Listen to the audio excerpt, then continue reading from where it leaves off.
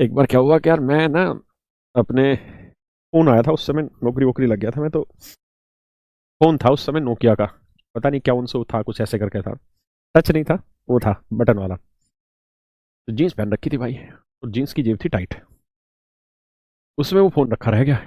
अब हुआ क्या कि एक बहुत पुराने मित्र थे, उनका टैक्सी स्टैंड था, एयरपोर्ट पे टैक्सी लगाते थे वो, तो उनसे काफ़ी अच्छी मतलब मन से मन मिलने वाली बातें होती थी।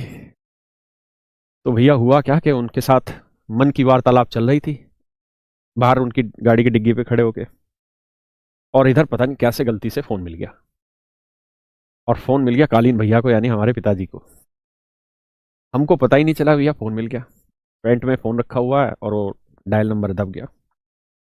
अब हम अपनी फुल टोन में, फुल मज़े में, जो मतलब रिदम चल रहा था उसी रिदम में चले जा रहे, क्योंकि हमको थोड़ी पता है भाई हम शरीफ हैं किसकी नज़र में।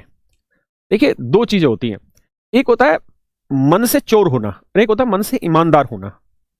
मन से चोर नहीं होना चाहिए, मन से ईमानदार होना चाहिए, नियत से ईमानदार होना चाहिए, किसी का बुरा नहीं सोचने वाला होना चाहिए, किसी का बुरा नहीं करने वाला होना चाहिए। लेकिन ये नहीं कि शब्दों में, वाणी में इतनी शुद्धि डाल दे के लोग आए और अरे महाराज जी जय हो महाराज जी, वो वाली तो फील लेनी ही नहीं ना, हमको जीवन एक मिला है।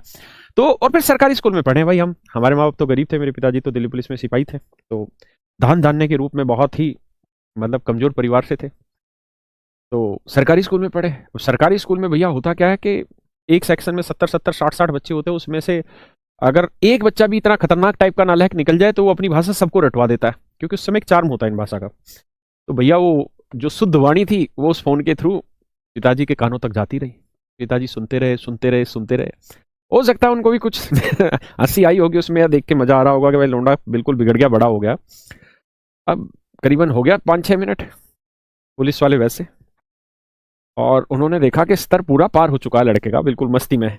अब भाई जो जिस मित्र के साथ वार्ता चल रही थी, मन की वार्ता, मन की बात, पिताजी ने हमारे ने उनको फ़ोन किया और कहा कि भाई साहब को फ़ोन दो जरा एक बार। आप फ़ोन पे उन्होंने मुझे बताया, मतलब बात की, कहाँ है भाई?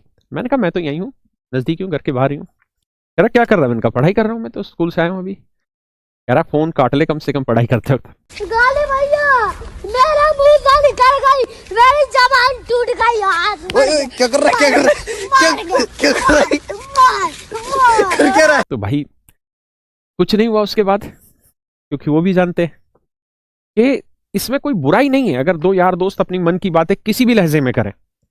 बुराई उस बात में आती है जब हम उस लहजे से किसी दूसरे का नुकसान करें, तो कोई बुराई नहीं इन चीजों में। हाँ, हम इन चीजों के थ्रू किसी में दूसरे में गलत संस्कार न डालें, वो चीज गलत है। हम खुद बिगड़े हुए हैं, सरकारी स्कूल में पढ़ के हमें सारी भाषाएं भी आती है, सारी टोन भी आती है, सारी मस्तियां करनी भी आती है, वो सब सही है, लेकिन वो गलत चीजें हम किसी और को ना सिखाएं, वो भी गलत है।